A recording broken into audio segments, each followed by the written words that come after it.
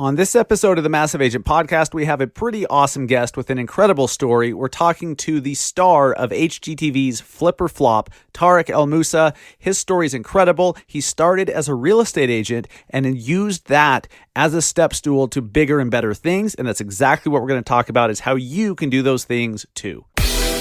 The Massive Agent Podcast, with lead generation tips and strategies to get you more leads and sell more homes. I love to buy houses. I like to sell houses. It takes brass balls to sell real estate. Wait a minute. The leads are weak. You're weak. I've had better. Oh, have I got your attention now? Here's your host, Dustin Brohm. What is up, everybody? Welcome to episode 108 of the Massive Agent Podcast. And this week, we're talking with HGTV's Tarek El Moussa. I'm sure you've seen him. He's on frickin' People Magazine and Us Weekly and, the TMZ and everything, which is crazy. Super crazy because he's a normal guy. But if you've seen him on TV, or you've seen him in the tabloids, or you've just seen him online, and you see he's this big TV star, he's flipped over 500 homes. He had this super public divorce, and his personal life's all out there for everyone to see, which is crazy. But he started as a real estate agent. Okay, he started as a realtor, and he tells that story today, which is really interesting, and how one thing led to another. At one point, he sold over $120,000. He made $120,000 in commissions in a 90-day period as an agent. And get this, when he first pitched the concept of Flip or Flop to HGTV, or to the production company that then sold it to HGTV, he had never flipped a home. He had never flipped a house when he started Flip or Flop. And the story behind this is incredible. What I really want you guys to focus on is how being an agent can lead to so many other bigger and better opportunities. Being an agent can open up so many doors. It's opened up a ton of doors for me, and I know it can for you too, but you have to start thinking that way.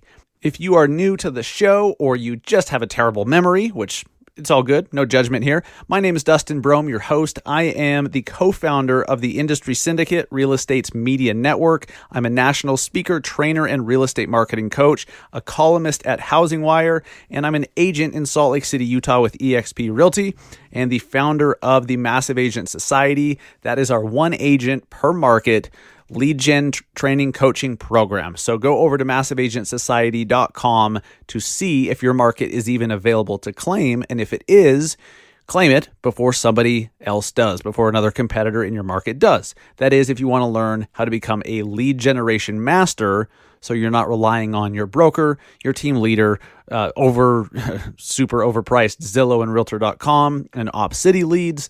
You've got to learn how to do it yourself. That's what we show you how to do. So if you have a limited budget, you can't afford Boomtown, you can't afford Zillow, or you just know that they're pure garbage, then you should seriously learn how to do it yourself. That's what we show you how to do. And we only allow one agent per market to do so. MassiveAgentSociety.com. Before we jump into the interview with Tarek El Moussa, it's just such an amazing story, and you'll love his energy, and it's just crazy what he's built, the business he's built, the brand he's built. He's flipped over 500 homes but 9 years ago. So they've done 9 seasons of Flip or Flop, and he has a new show called Flipping 101. And he's launching an education platform as well to teach others how to flip homes and how to invest and all that. But he has some very pointed advice for agents. But before he started, he never flipped a house. It's a crazy story. Before we get into that, I need to thank this week's sponsor, Easy Agent Pro. I've had my real estate website with them for over 3.5 years. If you have any kind of content strategy at all, and you need a website with home search and with landing pages that looks modern, it's user-friendly, and that you own, that your broker or your brokerage doesn't own or control, you really need to get Easy Agent Pro. For members of this audience only, they're doing a super special deal. You must use promo code Dustin, but go to Easy Agent Pro's website, easyagentpro.com, and during the month of January, it's just $1 to start. $1 for the first month, okay? The first month is only $1, and if you use promo code Dustin, you get 12 months of their built-in integrated CRM platform, which is pretty freaking cool, for free. Promo code Dustin. You cannot get the deal anywhere else out there. You've got to use promo code Dustin. But guys, this is who my website's been with for 3.5 years. I can't recommend them enough, and I'm grateful that they are they're sponsoring the show and that they're a partner in this show. And also, just to plant a seed, we are looking for another sponsor or partner or two for the show and for some other industry syndicate opportunities. So if you represent a brand or a company and are looking for some opportunities to be part of this show, reach out, shoot me an email, message me on Instagram or Facebook, and we can talk, and we'll go from there. So just to plant that seed, please pass the message along to anyone else who's running a company, running a brand, in charge of marketing at one of the vendors in our industry. We are looking for another sponsor or two.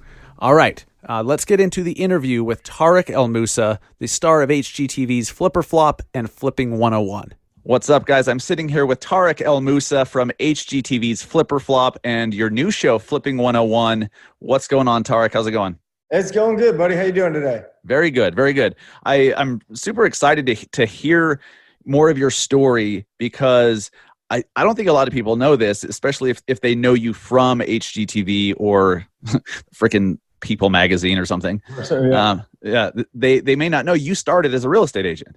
Yeah, I started as a real estate agent at 20 years old, and every single thing I've learned about business and investing and everything came from the foundation of being a real estate agent.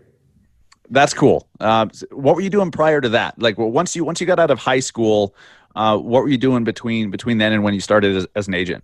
You know, it was interesting. You know, I graduated high school in the year 2000, and you know, out of high school, I was just trying to survive, man. I was lost. I was trying to go to school. I didn't understand college. I was a bad student, and everybody kept hammering into my mind, you have to get an education, you have to get a degree, or you're not going to go anywhere in life. And at the time, I was selling kitchen knives, and I was also delivering pizza when I was 19 years old and just turned 20 years old. And what happened to me, some people know this story, is back then, you know, we didn't have all the technology we have today. So I had my entire business was in a sales book with all my leads, my contacts, my phone numbers, my email addresses. And guess what? As a 20-year-old kid, I lost my sales book. So I literally put myself out of business, and it was a rough time in my life. And I was living in Norwalk, California at the time. And I went to a Washington Mutual Bank in Cerritos, California. And I was just sitting there staring at my ATM, man. I know you probably have. I mean, so many people have, thinking, man, what the hell am I going to do? How do I get out of this hole? And it was like a movie. I swear, man. I looked up to the right, and there was a crooked real estate sign, and it says, Wise Old Owl Real Estate School. And I paused for a moment, and I was thinking about it. I was like, well, I mean, if I can sell kitchen knives, I could probably sell houses. And that's how I got in real estate. That's cool. I don't think anyone who's an agent now, especially those that have been wildly successful, I don't think anyone has grown up like, I'm going to be a real estate agent one day. It's one of those things you just kind of like gravitate towards, or one thing happens that leads to another and you end up doing it. And I've never heard anyone that said they grew up wanting to be an agent. It's just not one of those glamorous things. That's interesting, because when I got out of high school, I was kind of doing the same shit, detailing cars, call centers, customer service, bill collections. That's the hustle, and that's the hustle you need to be a successful real estate agent. And like I still scream at the top of my lungs, and real estate is in my opinion, is the absolute best business in the world. There are so many things you can do with it. There are so many different ways to make money, and the long-term financial wealth you can create is just amazing.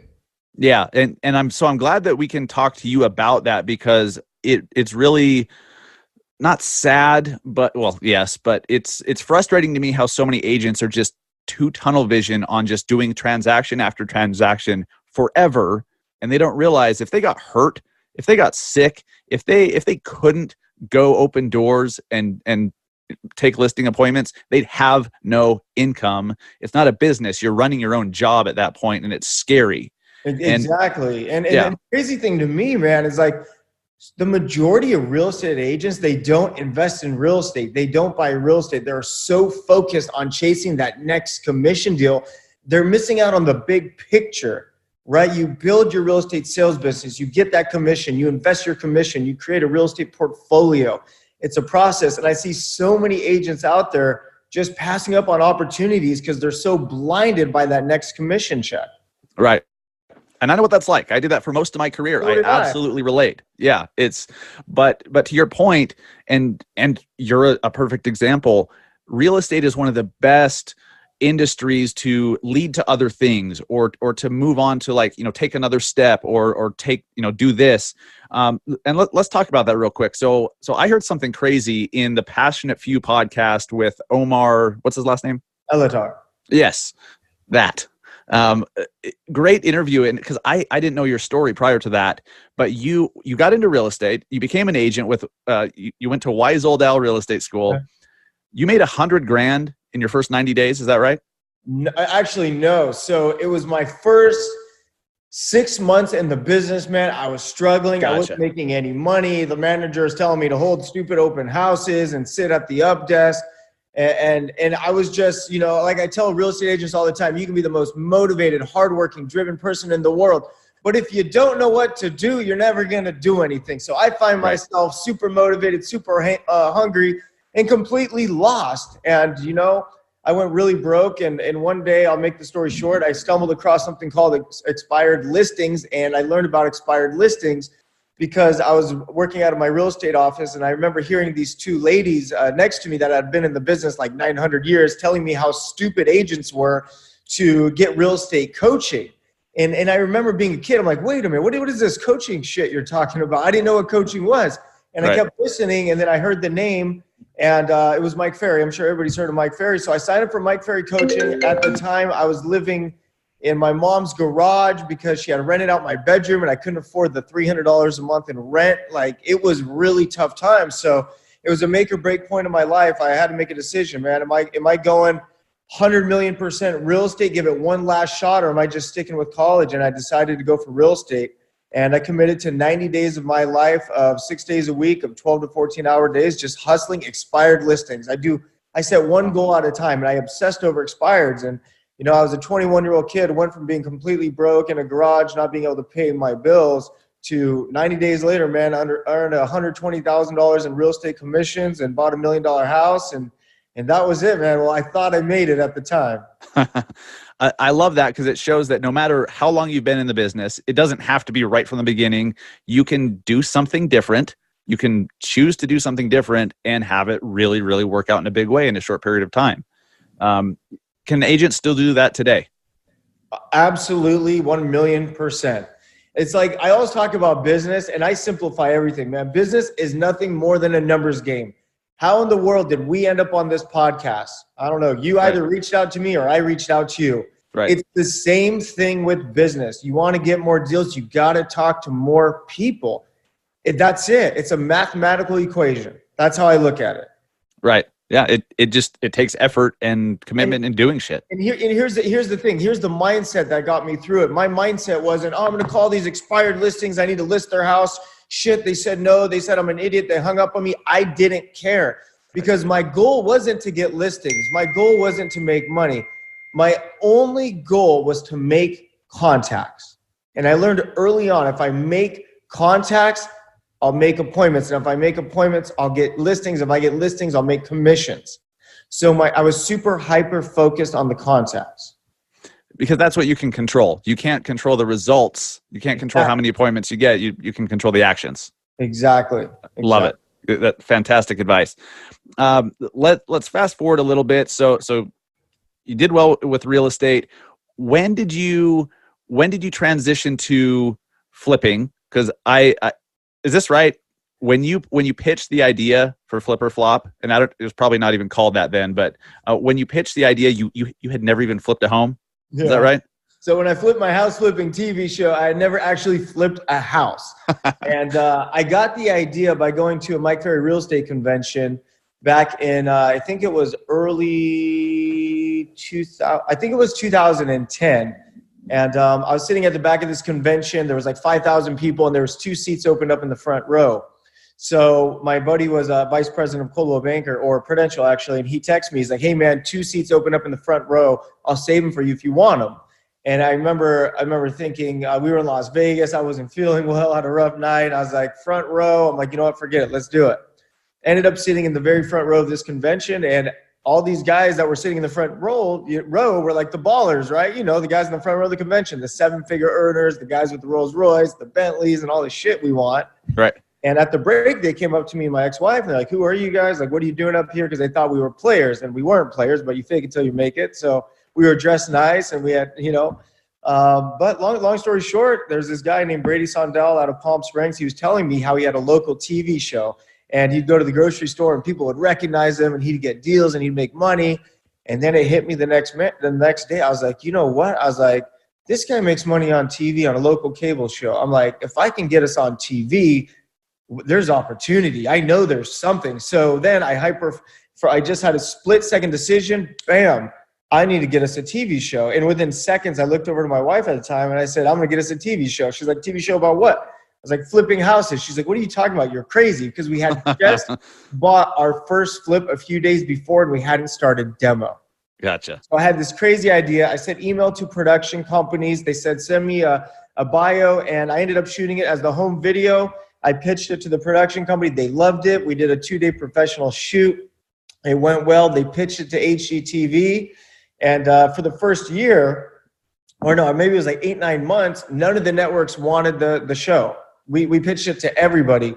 And I'll never forget it, getting that call back in 2011 from the production company. I was on the golf course, Black Gold golf course in Yorba Linda. And they're like, you're not going to believe this, but HGTV just picked us up for a pilot.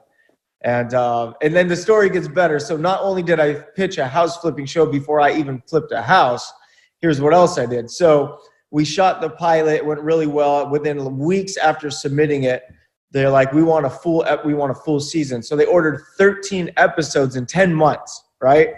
And at the time, I had only flipped 3 houses the entire year. Right. So now I was supposed to do 3 times the amount of houses in a less amount of time on TV. Few problems. 1, I didn't have money. 2, I didn't know how to flip houses. And 3, I didn't know how to find houses. So, of course, I signed the contract. Yeah. And I made it happen. So how does that work then? So like that's fully on you to find the deals and to actually do them and to find the contractors and everything. They just record the process? That's it. They're my houses. I fund them. I fix them. I flip them. I pay for them. They're all mine. Because I know that there's, for all of us who aren't in that business, we see what we see. And we hear what we hear, and the internet talks, and it's like, oh, this is all scripted, this is all fake, blah blah blah. He's probably not even doing this or whatever. Do you think that that it's much more real, like much more real than the perception of? They don't even call it reality TV, right? I mean, I know like there are a lot of shows out there that are bullshit shows. No, these are my houses. I found these houses. I bought these houses. I paid to fix these houses, design these houses, and I sell these houses. That's awesome. They document the process. There might be a little thing here or there that we enter into the show, but in general, no, it's the real deal. These are my houses. I've done, I think, right around 500 flips now. So the heat was on, the pressure was on to learn how to do this, and to find the deals. Yeah, and people, there's so many people out there like bitching about where they're at in life and struggling, and it's like you just got to go all in. And I had no idea how I was going to accomplish flipping 13 houses on TV in 10 months. And, I just dug really deep, and I committed to working 18, 19, 20-hour days until I figured it out. And you know what? I figured it out. You did, in a big way. And so now you flipped 500 homes or more? 500, at this point? Yeah. That's incredible. So at the beginning, go back to when you were first like, oh shit, I've got to flip all these homes like now. What was the hardest part about learning that? Was it finding the contractors that are reliable? Was it finding the financing, finding the deals? What was the hardest part? The hardest part was being able to work 18 to 20 hours straight with 100% intensity because I had to. Yeah. At the time, I couldn't buy properties that were occupied because I couldn't wait for the eviction process because I was on a timeline for the show. So I had to buy vacant houses. And at the time, I was still, I was working the business all day, and I had to go bid on properties that were going to the auction. And I could only bid on properties that were vacant because I couldn't afford the eviction. It took too long. So every night I'd leave my house after working all day at around 10 o'clock at night. And I used to drive throughout Southern California until about 4 a.m., driving by all the homes that were going to auction the next day to look for, cars in the driveway, overgrown lawn, anything that might tell me that nobody lives in the house. So I did that for a while, and that's how I made it happen. That's crazy. That's crazy. So how long ago was that? 9 years? 10 years? That was in 2012. We filmed season 1, so that was 8 years ago. And that's the thing. Like, I had the same tenacity with expired listings. Like, listen, I know there's people out there calling expired listings and, oh, it doesn't work. This shit didn't work for me either. It wasn't easy. I got this shit kicked out of me every single day. People said I was crazy at my office. Nonstop. Right. I would dial 500 to 600 phone calls a day. I would knock on hundreds of doors. That's the tenacity it takes to be successful in the real estate game. Every time I talk to someone who's reached a certain level of success, no matter what they're doing, they all have a very similar story or a similar concept that people think they're stupid, that they think they're crazy. They're like, I cannot believe I'm doing this. It's not going to work. They all think it's not going to work until they make it work. And every single time. Man, it's nothing more than trial and error. I used to hang signs on freeways. I used to do handwritten letters. Shit, I went and got I got in trouble with the post office because I took their high-end postcard envelopes they give away. I thought they were free, so I ordered 1,000 of them, but apparently you have to pay and mail them, and I was dropping them off houses. Yeah. So yeah, I built my business through trial and error. In life, you just got to go all in. You have to give it everything you have. That's it. Yes. So on this show, this is really a real estate marketing show. We teach agents some tactics that they can do to grow their brand and to dominate their local market and sell more homes. And it's funny how few people actually do the things that they tell themselves they're going to do. They're like, oh my God, that's a great idea. I need to do my own podcast locally. I need to do a video show. I need to go do whatever. And they'll do it for a week. They'll do it for a month or not at all. What's going on? They don't get it. This shit isn't easy. Right. It is not easy. I've been to war many, many, many times to get to where I am. It's a battle. It's a fight. And people need to understand, the shit they're going through, I went through that. The difference is I kept fighting. The only difference between the ones that make it and the ones that don't are the ones that keep fighting. Refusing to fail. Refusing to quit. Those are the ones that make it. I wanted to quit. I was getting tired of getting the shit kicked out of me every day. But I knew it was nothing more than a numbers game. Absolutely. Yeah. And you don't fail unless you quit. Yeah, exactly. That's what I'll say. You can never fail if you never quit. And that's it. Yeah. I wish. So anyone listening, look, if you're starting a podcast, if you're blogging, if you're doing a social media show, if you're just door knocking, whatever, you've got to do it long enough to win. I don't know how long that is. It might be 3 months, it might be 3 years. I don't freaking know. There's so many variables there, but the one you can control is keep doing it and get better every time and get more efficient, get faster. It's it's like anything, one of the big reasons I'm successful is because my entire life, my dad beat into me that I could be the best at anything I did. He always made me believe I could be the best. And I worked hard every single day to be the best in sports. And the mindset that he gave me that I could be the best really, really helped in my life. But he also told me you can be the best if you're willing to outwork everybody. He said that's the only way to be the best is to outwork everybody. I love it. That's why I think you've got to be doing something. You have to choose a path that you like, that you enjoy, because how are you going to stick with it long enough if you hate it every single day? You've got to enjoy it, right? So before you were at a Mike Ferry thing and you're like, oh, we should do a TV show, did you want to be on TV growing up? Was it ever really a conscious thing? No, never wanted to be on TV, never wanted to be famous, never wanted to be celebrity, never wanted to move to LA, never went to Hollywood, not even my style, not my scene, Right. It was literally a split second decision. Yeah. Hit me and I was like, shit, TV. Then I got on TV. That's exactly how it happened. And life is all about capitalizing on opportunities, man. If you're looking for opportunities, you're gonna create success. So you had your goal, you knew where you wanted to get to and what you were trying to do. Getting on TV wasn't the goal. Getting on TV was a way to get to the goal. My goal was accomplishing greatness. That was my goal. And I was trying to figure out how to do that. When you were growing up, did you grow up around entrepreneurs and wealthy people, successful people? I grew up in Buena Park, California in the 90s. I grew up in a fairly rough area. A lot different than my life today. I grew up a lot different than people would think. Sure. My parents were immigrants from other countries, first generation American. And, it was a fairly rough, a few fairly rough times in my life. I could imagine.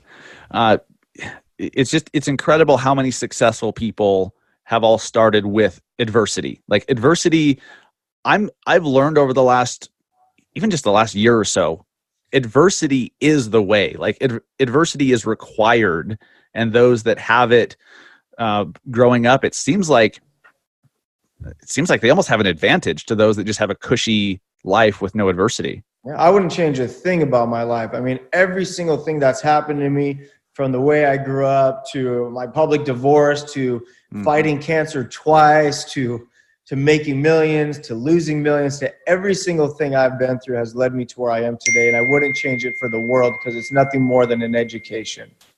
If you could sum up, I'm going to apologize for this beeping, because I don't know how to get it off my computer screen, and I'm here by myself today, so we're going to have to deal with it. It's all good, man. It's all good. I was just going to ask a follow-up question, but whatever. So you were an agent, and then you became an investor, and you happened to become an investor because you got a TV show.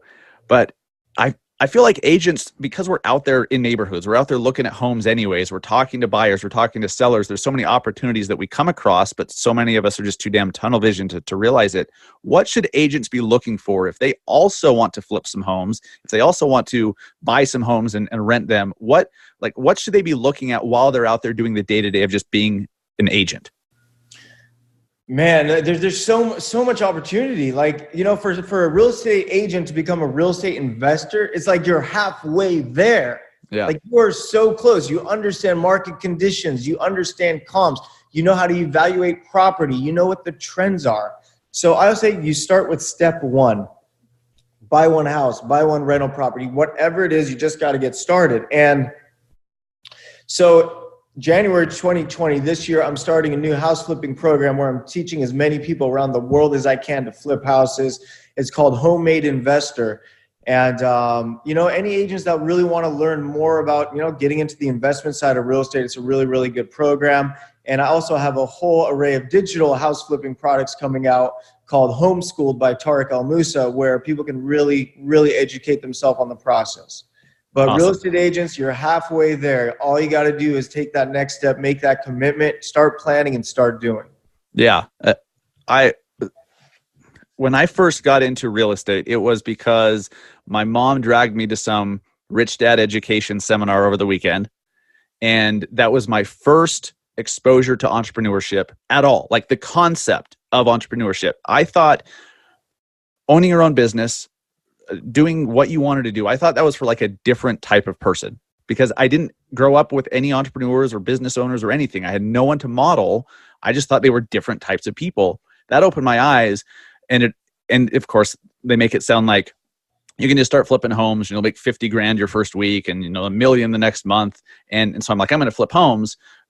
I naturally gravitated towards being an agent because I, at the time, let lack of information or lack of know-how be my excuse for why I couldn't just flip homes all the time, right? Or I couldn't wholesale deals because I just didn't know how. It is not, and tell me if you agree with this, in 2020, even 5 years ago, it's not an acceptable excuse that you don't know how to do something. No. It's just not. It's like with the amount of information out there today, anything is possible if you're willing to put in the work. You can Google how to sew a sock, and guess what? Within minutes, you'll be sewing a sock. Like, anything is on the internet. So the bullshit excuses, they're gone. Yeah. Love it, man. Couple questions. So what was the biggest thing that's changed in your life, or just how you do things or whatever, since people started caring about your personal relationships? Since you became a public figure, how's that really changed you and your daily day to day, or has it? It hasn't really changed much, to be honest. It's great to have the support and the following I have. And I love sharing positivity. I love inspiring. I love motivating. I love helping people change their lives. And I think my favorite thing to do is to inspire people, not even teach people how to make money, but just really inspire people, because man, it feels so good to want more. It feels so good to be motivated. It feels so good to be inspired. And as long as I'm sharing my message with so many people out there that like everybody struggles, that's my favorite part about what I do. What's the biggest struggle in your real estate business or your flipping business that didn't end up on camera? It's there's the whole operational side of the business that obviously the TV doesn't show. There's a real company behind the scenes, acquisition team, sales team, accounting, and there's a lot of management of the actual business that doesn't make the show. I'm not flipping 1-2 houses at a time. I'm flipping, 30, 40 houses at a time. Right. Sure. Okay. So the business side of things, let's shine some light on that, because I'm curious myself. Obviously you've got to do the things, and then you've also got to run the business to help you do the things. What do you know now that you wish you would have known about the operations, about running the business? Well, yeah, there's one thing I do know, I'm a house flipper, but in a sense, I'm just as much of a marketer as I am a house flipper, because with today's way of doing business, it's all done through marketing. So I'm really heavy into digital marketing, Google Analytics, Facebook ads, Instagram ads, YouTube ads, TV commercials, radio ads. So I'm not only a real estate investor at this point, but I'm also a marketing firm. Interesting. Do you feel like your public, your brand, your name, has that helped your flips sell more? Like, do you brand them a certain way? Like, it'll never help it sell more. No, because a house will only sell for as much as a house will sell. And if it sells for too much, the appraiser comes in and knocks it down anyway. So that's right. Yeah. Bastards. It doesn't really help. Yep. They do it every time. I still have to do a good job on every single house I do. Love it. Cool, man. Anything that we didn't discuss before we get into the rapid fire questions, anything we haven't discussed that you think an agent, no matter where they're at in their career, they really need to know, something you've learned along the way that you just want to scream from the mountaintops that maybe we haven't mentioned? Man, that's a tough one. It's like, you just got to take responsibilities for your actions. You can't go to the office. I see it all the time. You can't go to the office 6, 8, 10 hours a day and do nothing. You can't sit there and bullshit around with flyers. You have to work. And you got to stop lying to yourself that you're working when you're just spinning your wheels, And for me, you just got to get out there and make contacts each and every single day. Your only focus as a real estate agent should be to make contacts. Because if you make those contacts, the rest is going to follow. And don't get frustrated because, you're calling expired listings and you're not getting any appointments. Who cares about the appointments? You're not going for appointments. You're going for contacts. It's about how you think. So think about everything as a contact in. Don't be disappointed. Don't be disappointed by the response. Be excited about the contact. That's how you keep going. I love that. Hey, Tarek, you're an idiot. Never call me again. Thank you. 27 contacts. Right. Have you ever read Go for No? Have I read Go for No? No, I have not. Super short book. I think it's really made for network marketers, but the concept is just like, see how many no's you can get, because naturally, numbers game, you're going to get a certain number of yeses. So like you said, get excited about when someone tells you to screw off. Like, boom, like just count those up, rack them up. Exactly. Because eventually you're going to get yeses. That's it. It's just a numbers game. You just got to make more contacts, right? And the rest is all about conversion. And the hard part is just remembering the way that you're feeling if you're failing or struggling, the way that, your mindset is everybody deals through it, right? It's not just you. Every single person that you see successful today went through the same exact frustrating process. And the only differences are the ones that have that grit, the ones that can dig deep, the ones that can keep going. Those are the ones that make it. I'm glad you said that. And I'm glad we've talked about that in a few different ways, because when for most of my life, most of my career even, I thought that those that have been successful they didn't have to overcome the same shit that got in my way, right? Oh, they just had it. They just got it. They have what it takes. No, that's bullshit. They struggled. They figured it out. Yeah. Yeah. They made better decisions, or they got this lucky break, or, they didn't have this headwind over here, or, they started with money, and I'm finding out that's completely opposite. Exactly. Love it. Tarek, we every week with a guest, we like to do some rapid fire questions, get to know you a little bit more. Most of them are marketing related, but some of them are, just personal likes or dislikes. So just pick one or the other, and you don't need to elaborate on them if you don't want to. We'll blow through it, and then I'll ask you for an app recommendation for an app that you are obsessed with right now. And then best piece of advice. We'll end with that, and then we'll wrap it up. So rapid fire, Facebook or Instagram? Oh shit! What's the question? I know it's the same company, but yeah, exactly. I like different platforms for different reasons, but I'd say Instagram. Yeah, is that the one that you enjoy the most? I enjoy it the most. Yeah. Okay. Instagram or LinkedIn? Instagram. Do you do much on LinkedIn? No. Okay. Books or podcasts? Man. Books. Books or audiobooks? Audiobooks. iPhone or Android? iPhone. Good call. Alexa or Google Home? I don't have either. You don't? Okay. Burgers or pizza? Ooh, pizza. New York or LA? New York. Okay. NFL or NBA? NFL. Who's your team? Well, actually, UFC. Yeah, that's your sport? That's my sport, MMA. Love UFC. Going to the McGregor fight next weekend. Oh, sick. I'm so over NFL, man. I love football. I can't handle just all the bullshit, all the politics and all the nonsense, and it's exhausting. UFC, it's so simple. It's simple. Yeah, I don't have the patience to follow pro sports like football, watching a whole season, sitting down for 2.5 hour games. I like the fights because you show up, you watch the fight. When it's over, it's over. There's nothing to track. There's no next game. It's done. Love it. Love it. Mountains or beach?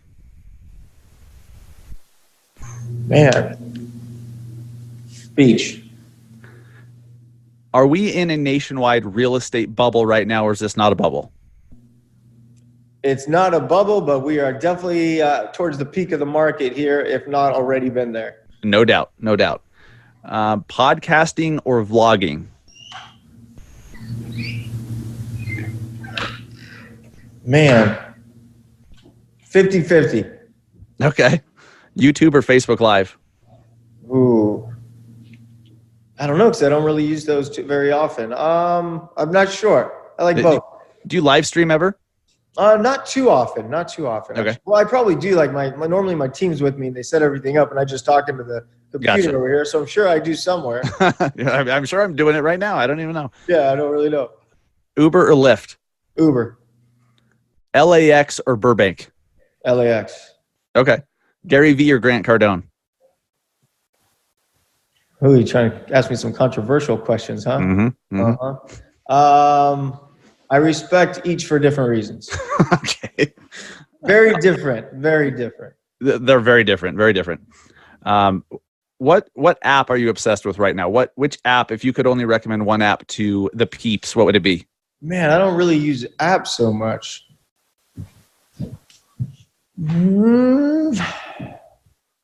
Nothing jumps out though? Nothing jumps out. Not the Starbucks app or something like that? No, not the Starbucks app. Are you a coffee guy? No, I drink Celsius energy drinks every morning, a healthier version of Red Bull. Okay, nice. And then what's the best piece of advice you've ever received in your life? If you never quit, you never fail. That's it. Just keep going. I love it, man. That's a great way to end. Where can people find you if they're just learning about you? They don't know how to spell your name. Where can they find you? Sure. Obviously, I'm on HGTV. I film Flip or Flop, also Flipping 101. My Instagram is @the real Tarek El Moussa. My Facebook is Tarek El Moussa. And if you have any interest in ever getting to the house flipping game, my new program is Homemade Investor by Tarek El Moussa, as well as Homeschool by Tarek El Moussa. Perfect. And we'll have links to all of your social media and your education course, everything in the show notes at massiveagentpodcast.com. Tarek El Moussa, thanks so much, man. I appreciate it. Great story. I feel like it can really help a lot of agents if they really heard you and they really just do this shit. Well, every single thing I said is the truth. So if you guys are listening, pay attention and start implementing because it works. Love it. Tarek, thanks for being on the Massive Agent Podcast. Thanks for having me. You bet. See ya. What I wanted you guys to get out of that is that being an agent can open doors. If you just can see, if you can begin with the end in mind. You need to start thinking of what you can do and what being an agent can lead to. If you want, now look, if you just want to be an agent, if you want to do transactions for the rest of your career and you enjoy that and that's your thing, there's absolutely nothing wrong with that. Don't let me tell you that you shouldn't do that. If you do aspire for more or to take another step up or to build a business or to to pivot to some other opportunity, now you know what else is possible, okay? And a lot of that you can do while promoting and growing your local real estate business. You can be building and launching your own media company, doing your own show, inventing products, inventing software platforms, all that stuff you can do, but you have to wrap your head around the fact that being an agent is one of the best stepping stones out there. I don't know of any other profession that's a better stepping stone. And it was really interesting to hear Tarek mention how he thought being an agent was one of the best professions out there. And that's actually how he started. So Tarek, thank you so much for being on the show. I appreciate it. Guys, tune in on HGTV, Flip or Flop or Flipping 101. He's just a regular guy. He's a regular guy who decided he's going to go after it. He's going to build a business. He's going to put his name out there, and look what he's built. So Tarek, respect. Thank you guys so much for listening. If you would please, the only ask I have of you is if you've received any value from the show, please subscribe on iTunes, Apple Podcasts. I got to stop calling it iTunes because they don't call it iTunes anymore, and they haven't called it that in years. Apple Podcasts. If you have the little purple app on your iPhone, that's what I'm talking about. The little purple podcasting app on your iPhone or your Apple Watch or Apple CarPlay. It's the purple button, okay? If that's where you're listening, if you would please go to our podcast page, scroll down below all the episodes, and where you see the 5 stars, please click that and leave a review. Just let us know what you like about the show. Let us know what you've learned, what you like, what keeps you coming back, and it helps us out tremendously. In fact, this is super cool. The other day, if you follow us on Facebook, at Massive Agent on Facebook, then you saw, or on Instagram as well, at Massive Agent. And if you don't, what the hell? Come on now, do that. But you saw in my story and on Facebook how the other day we actually reached the top 50. We were number 48 out of all the marketing podcasts, not just real estate, but marketing podcasts in the United States on Apple Podcasts. That's freaking awesome. We are a top 50 podcast.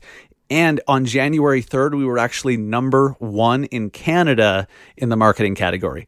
Mind-boggling. So thank you guys for doing that. But that right there is what can happen when you guys subscribe and leave reviews. So if you've left a review but haven't subscribed, please subscribe. It helps us out tremendously. It shows Apple that the show's in demand. The more people subscribe, especially over a short period of time, the higher we go on the charts, the bigger the audience gets, the more guests we can attract, and so on and so forth. You guys get the routine.